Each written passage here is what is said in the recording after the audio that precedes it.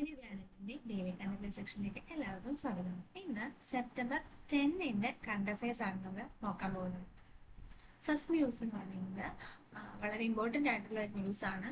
നമ്മുടെ UAE crown prince ആയിട്ടുള്ള Sheikh Khalid bin Mohammed bin Zayed Al Nahyan ഇന്ത്യയിലേക്ക് visit നടത്തിയിട്ടുണ്ടായിരുന്നു. അപ്പോൾ അതിൻ്റെ ഒരു ഫലമായിട്ട് നമുക്ക് കുറച്ച് MOUs സൈൻ ചെയ്യുകയാണ്. അപ്പോൾ ഫസ്റ്റ് MOU എന്ന് പറയുന്നത് NPCL അതേപോലെ തന്നെ നമ്മുടെ UAE Barack nuclear power plant തമ്മിലുള്ള ഒരു MOU ആണ് സൈൻ ചെയ്തത്.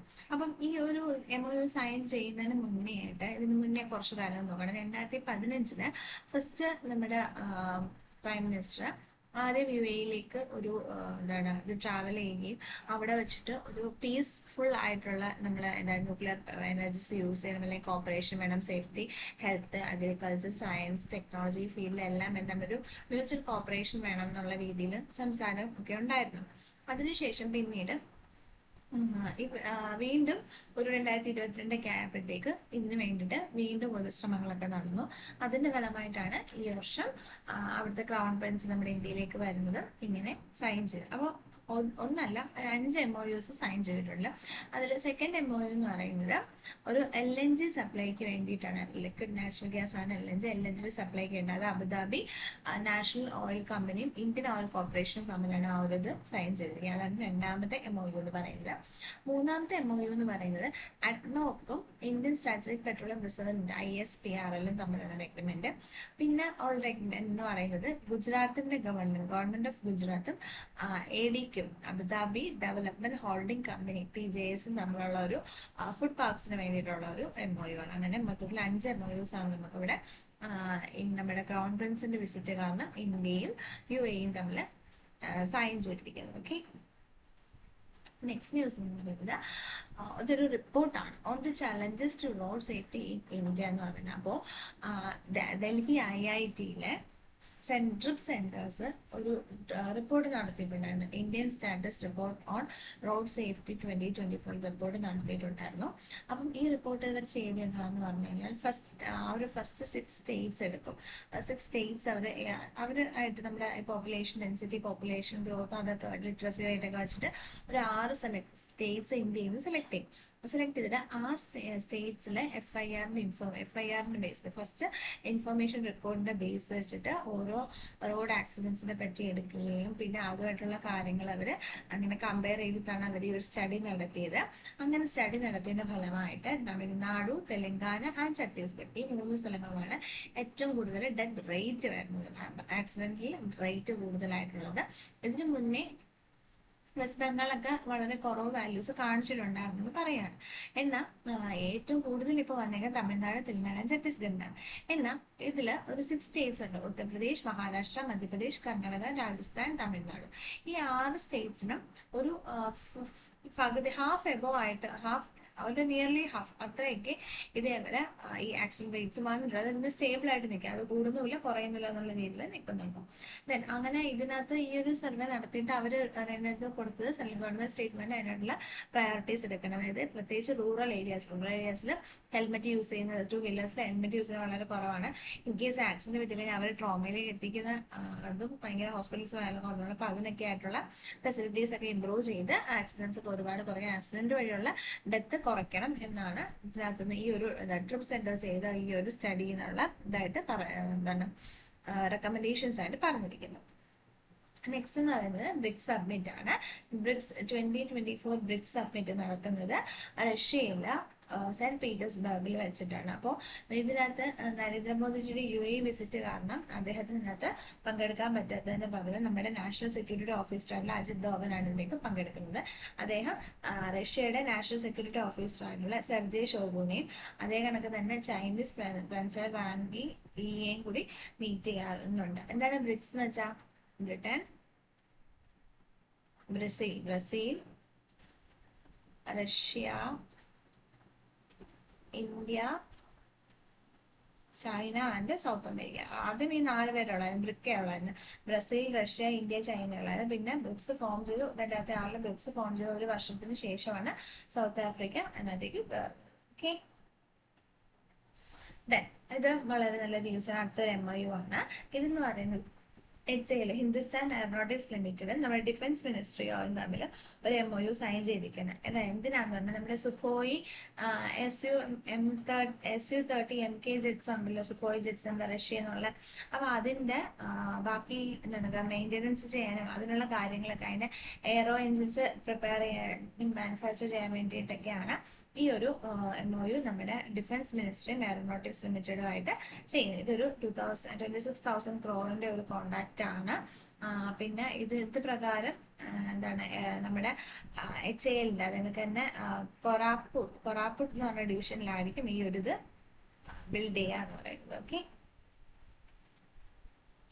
നെക്സ്റ്റ് ന്യൂസ് എന്ന് പറയുന്നത് നമ്മുടെ കൊച്ചിൻ ഷിപ്പ്യാർഡിലേക്ക് പുതിയതായിട്ട് രണ്ട് സബ്മറൈൻ വാർഫെയർ കൊണ്ടുവന്നിട്ടുള്ളത് INS മാൽവേ, INS മിൽക്കിയാണ്. ഇതെന്ന് പറയുന്നത് കമ്മീഷൻ ചെയ്തിട്ടില്ല, ജസ്റ്റ് ലോഞ്ച് ആയിട്ടേ ഉള്ളൂ. ഇത് എന്തിനാന്ന് പറഞ്ഞു കഴിഞ്ഞാൽ ഒരു 8 വാർഫെയർസ് നമ്മൾ നിർമ്മിച്ചു കൊടുക്കുന്നത് കൊണ്ട് 2019 കണ്ട് 2019 ഒരു ഇത് വന്നിട്ടുണ്ടായിരുന്നു. ഓക്കെ, അടുത്ത ന്യൂസ് എന്ന് പറയുന്നത് 2 anti-submarine warfare vessels for the Indian Navy launched at Cochin shipyard ആണ്. ഈ ന്യൂസ് എന്ന് പറഞ്ഞാൽ INS മാൽപേ, INS മുക്തി എന്ന പേരുള്ള 2 സബ്മറൈൻസ് ലോഞ്ച് ചെയ്തു എന്നുള്ളതാണ്. ഇത് കമ്മീഷൻ ചെയ്തിട്ടില്ല. 2019 നമ്മുടെ ഇന്ത്യൻ നേവിയും കൊച്ചിൻ ഷിപ്പ്യാർഡുമായിട്ട് ഒരു MOU സൈൻ ചെയ്തിട്ട് അതിന്റെ ഭാഗമായിട്ട് നമ്മൾ 8 വാർഫെയർസ്, നമ്മുടെ സബ്മറൈൻ വാർഫെയർസ് നമ്മൾ നിർമ്മിച്ചു കൊടുക്കണം. അതിൽ 4ാമത്തതും 5ാമത്തതുമാണ് ഇത്. ഇവരൊരിക്കലും കമ്മീഷൻ ചെയ്തിട്ടില്ല. ഇവർക്ക് 12 മെഗാവാട്ടാണ് ഇവരുടെ പ്രൊപ്പൽഷൻ പവർ. അതിനകത്ത് തന്നെ ലൈറ്റ് ടോർപിഡോസും ASW റോക്കറ്റ്സും മൈൻസും എല്ലാം ഇതിനകത്ത് തന്നെ വർക്ക് ചെയ്യാൻ പറ്റും. പിന്നെ ഇതിന്റെ ഒരു സ്പീഡ് എന്ന് പറഞ്ഞാൽ 250 knots ആണ്. അതിനൊക്കെ തന്നെ അതിന്റെ ഒരു എൻഡുറൻസ് എന്ന് പറഞ്ഞാൽ 1800 nautical മൈൻസ് ആണ് അതിന്റെ എൻഡുറൻസ് എന്ന് പറയുന്നത്. ഓക്കെ, ഈ ഒരു കാര്യം എല്ലാവരും ശ്രദ്ധിച്ചോളാം. സോ നല്ല ന്യൂസ് ആണ്. INS മാൽബേ, INS മിൽക്കി അത് ഉടനെ തന്നെ കമ്മീഷൻ ചെയ്യുന്നതാണ്. ഓക്കെ, 4ാമത്തെയും 5ാമത്തെയും. നെക്സ്റ്റ് ന്യൂസ് എന്ന് പറയുന്നത് അഗൈൻ ഒരു IMO ആണ്. എപ്പിക് എനർജിയും അതേപോലെ തന്നെ ഫെൻഫോ ഓട്ടോമാറ്റിക്കും നമ്മുടെ കോയമ്പത്തൂരിൽ വെച്ചിട്ട് ഒരു MOU സൈൻ ചെയ്ത്. എന്തിനാന്ന് കോയമ്പത്തൂരിലെ electric vehicle charger manufacturing unit നിർമ്മിക്കാൻ വേണ്ടിയിട്ടാണ്. അതിൽ per annual the capacity of 15,000 ചാർജസിന് അവർക്ക് നിർമ്മിക്കാൻ പറ്റും എന്നാണ് പറയുന്നത്. ഓക്കെ, ഇതിന്റെ പ്രകാരം എപ്പിക്കിന്റെ 76% ഓണർഷിപ്പും ഫെൻഫയോക്ക് 24% ആയിരിക്കും ഓണർഷിപ്പ് ആയിട്ട് വരുന്നത്. ഓക്കെ, നെക്സ്റ്റ് എന്ന് പറയുന്നത് നമ്മൾ ഇന്നലെ പഠിച്ചായിരുന്നു ഒളിമ്പിക് കൗൺസിൽ ഓഫ് ഏഷ്യയുടെ പ്രസിഡന്റ് ആയിട്ട് രാജ രൺബീർ സിംഗിനെ സെലക്ട് ചെയ്ത് പഠിച്ചായിരുന്നു. അതിനകത്ത് കമ്മിറ്റി ചെയർപേഴ്സണെ ഒക്കെ സെലക്ട് ചെയ്യുന്ന ന്യൂസ് ആണ്. അത് ദേവേന്ദ്രനാഥ് സാരംഗിയാണ്. ഫോമർ സ്പോർട്സിന്റെ ഒക്കെ ഫോമർ പ്രസിഡന്റ് ആയിട്ടുള്ള, ഇപ്പോൾ വേൾഡ് സ്പോർട്സ് ഫെഡറേഷന്റെ വൈസ് പ്രസിഡന്റ് ആയിട്ടുള്ള ആരെയാണ് സാരംഗി, ദേവേന്ദ്രനാഥ് സാരംഗിയാണ് എന്തായിട്ട് അപ്പോയിന്റ് ചെയ്തിരിക്കുന്നത് ഈ OCAയുടെ കമ്മിറ്റി ചെയർപേഴ്സണായിട്ട് അഡ്മിറ്റ് ചെയ്തിരിക്കുന്നത്. ഇനി UNOയുടെ ഒരു റിപ്പോർട്ടാണ്. UNOയുടെ തന്നെ ഒരു ബ്രാഞ്ച് ഇതായിട്ടുള്ള യുനെസ്കോയുടെ റിപ്പോർട്ടാണ്. 20% ഒരു വർഷത്തിനിടെ 2022 മുതൽ 2023 കണക്കാണെങ്കിൽ ഒരു വർഷത്തിനിടെ 20% ഗേൾസ് അല്ലെങ്കിൽ സ്റ്റുഡൻസ് അല്ലെങ്കിൽ പ്രൊഫഷണൽസ് എഡ്യൂക്കേഷൻ ഇൻസ്റ്റിറ്റ്യൂട്ട്സിൽ അറ്റാക്ക് നടക്കുന്നുണ്ടെന്നുള്ള ഒരു ന്യൂസ് ആണിത്. യുനെസ്കോ പ്രിപ്പയർ ചെയ്തൊരു റിപ്പോർട്ട് എന്നുള്ള ന്യൂസാണ്. Okay, forms panel to withdraw districts division boundaries. അത് മധ്യപ്രദേശ് ഗവൺമെന്റ് കൊണ്ടുവന്ന ഒരു സ്കീമാണ്. എന്തിനാന്ന് പറഞ്ഞു കഴിഞ്ഞാൽ ഈ അവരുടെ മധ്യപ്രദേശ് സെക്കൻഡ് ലാർജസ്റ്റ് സ്റ്റേറ്റ് ആണ് ഇന്ത്യയിൽ. രാജസ്ഥാൻ സെക്കൻഡ് ലാർജസ്റ്റ് സ്റ്റേറ്റ് ആണ്. അപ്പോൾ അതിനകത്ത് ഒരുപാട് ആളുകളും ഉള്ള സ്ഥലമാണ്. അതുകൊണ്ട് ഒരുപാട് വലിയ സ്റ്റേറ്റ് ആണ്. അങ്ങനെ ഇരിക്കുന്ന ടൈമിൽ ആളുകൾക്ക് റൂറൽ ഏരിയയിലെ ആളുകൾക്ക് 100-120 കിലോമീറ്റർ ട്രാവൽ ചെയ്തിട്ടാണ് ഒരു ഹോസ്പിറ്റലിൽ പോയി മെഡിസിൻ മേടിക്കുന്നത്. അപ്പൊ അതിന് വേണ്ടി ഇവർ ചെയ്യുന്നത് എന്താന്ന് പറഞ്ഞു കഴിഞ്ഞാൽ ഫുൾ റീസർവേ ചെയ്തിട്ട് ഇതിനെ ഇന്ത്യന്റെ ഓരോ വില്ലേജ് ആയിട്ട് സെപ്പറേറ്റ് ചെയ്ത് ആ വില്ലേജിന് ഓരോ പോലീസ് സ്റ്റേഷൻ വെച്ച് കൊടുത്ത് അങ്ങനെ ചെയ്യാണ് തീരുമാനിച്ചിരിക്കുന്നത്. അപ്പൊ ഇത് തീരുമാനിച്ചിരിക്കുന്നത് അന്നത്തെ CM ആയിട്ടുള്ള അവിടുത്തെ CM ആയിട്ടുള്ള മോഹൻ യാദവ് ആണ്. അപ്പോൾ ഇതിനകത്ത് ഇതിങ്ങനെ എന്തിന്റെ ബേസിലാണ് ഡിവൈഡ് ചെയ്യേണ്ടത്, ബൗണ്ടറീസ് ചെക്ക് ചെയ്യാൻ വേണ്ടിയിട്ട് നമ്മുടെ മുന്നത്തെ അഡീഷണൽ ചീഫ് സെക്രട്ടറി മനോജ് ശ്രീവാസ്തവി എന്ത് ചെയ്തിട്ടുണ്ട്, അതൊരു മെമ്പറായിട്ട് എക്സിക്യൂട്ടീവ് ചെയർമാനായിട്ട് അവർ അപ്പോയിന്റ് ചെയ്തിട്ടുണ്ട്. ദെൻ ബാക്കി 2 മെമ്പേഴ്സ് കൂടി വേണം അവർ തീരുമാനിച്ചിട്ടുള്ള ഈ ഒരു ന്യൂസാണ് നമുക്ക് ഇതിനകത്ത് പഠിക്കാൻ ഉള്ളത്. അടുത്തെന്ന് പറയുന്നത് നമ്മൾ ഓൾറെഡി പറഞ്ഞായിരുന്നു, ഡൽഹിയിലെ നമ്മുടെ എൻവയോൺമെന്റ് മിനിസ്റ്ററായിട്ട് ഗോപാൽ റായ് നേരത്തെ തന്നെ ഓരോ കാര്യങ്ങളൊക്കെ പറഞ്ഞുകൊണ്ട് ഡ്രോൺ ഡൊണേഷൻ വേണം എന്നൊക്കെ പറഞ്ഞ കുറെ കാര്യങ്ങൾ പൊല്യൂഷൻ കുറയ്ക്കാൻ വേണ്ടി പറഞ്ഞിട്ടുണ്ട്. അപ്പൊ അദ്ദേഹം ഇത്തവണ പറഞ്ഞിരിക്കുന്നത് വെച്ചാൽ കഴിഞ്ഞ വർഷത്തെ കണക്ക് തന്നെ ദീപാവലി പ്രമാണിച്ച് എല്ലാ ക്രാക്കേഴ്സും ബാൻ ചെയ്യണം എന്നുള്ളതാണ്. ഇനി ജാനുവരി വരെ ക്രാക്കേഴ്സ് മേടിക്കാനോ വിൽക്കാനോ ഒന്നും പാടില്ല എന്നുള്ള കാര്യമാണ്. എന്നിട്ട് പറയണ ഗ്രീൻ ക്രാക്കേഴ്സിനെ പ്രൊമോട്ട് ചെയ്യാൻ പറയുകയാണ്. Okay, so